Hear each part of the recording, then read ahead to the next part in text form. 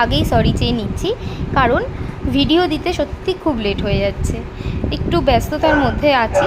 তো যাই হোক, এটা হলো অন্নপূর্ণা পুজোর আগের দিনের ভিডিও, মানে গত শুক্রবারের ভিডিও। তা ওই দিন ছিল বাসন্তী পুজো, আর এই হলো সিদ্ধেশ্বরী কালীবাড়ি, মানে সিদ্ধেশ্বরী মায়ের মন্দির। তা বরাবরই এখানটায় বাসন্তী পুজো হয়ে থাকে। আর একটা কী ব্যাপার জানো তো, মানে এই যে ঠাকুরের মানে নির্মাণ কাজটা, মানে যে তৈরি করার যে ব্যাপারটা, এটা এই মন্দিরের ভেতরেই হয়ে থাকে। তা খুব ভালো লাগতো দেখতে। আর ওই দেখো আমাদের সিদ্ধেশ্বরী মা, খুব জাগ্রত সিদ্ধেশ্বরী কালীবাড়ি আর সিদ্ধেশ্বরী মা। তা যাই হোক, সেদিনকে আমি মেয়েকে নিয়েই দেখালাম যে বাসন্তী ঠাকুর তো এখানে এরকম হয়। ও তো দেখেই বলছে মা দুর্গা পুজো হচ্ছে, মানে এরকম একটা ব্যাপার। তো যাই হোক, খুব ভালো লাগলো দেখে। এখানে ছিল দেখো রাধা গোবিন্দের মূর্তি, নিচে আছে ছোট্ট ছোট্ট গোপু সোনারা, শিবলিঙ্গও ছিল, শিবের মূর্তিও ছিল, কিন্তু সেই ক্লিপটা আমি নিতে পারিনি। তো যাই হোক, এখান থেকে এবার আমরা বেরিয়ে যাব। বেরিয়ে গিয়ে সোজা চলে গেছিলাম দোকানে, আর দোকানের পাশেই আরেকটা পুজো।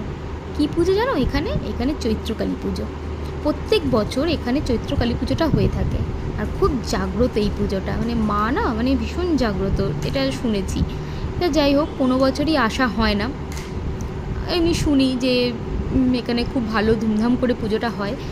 তা এইবারে ঠিকই করেছি যে ঠিক আছে, মেয়েকে নিয়ে আমি দুটো ঠাকুরই দেখাবো, এক বাসন্তী ঠাকুর আর এই চৈত্রকালী। তো দেখো, সাথে ছিল মা, মাকেও নিয়ে নিয়েছি।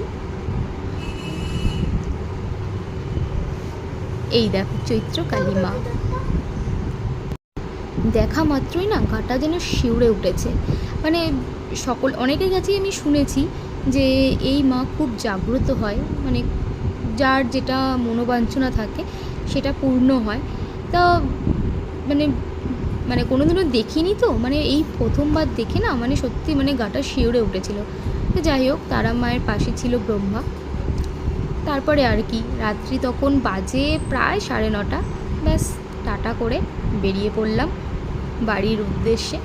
আর এই দেখো, মানে ওই চৈত্রকালীর পুজোটা যে হয়েছে সেটারই লাইটিং এগুলো।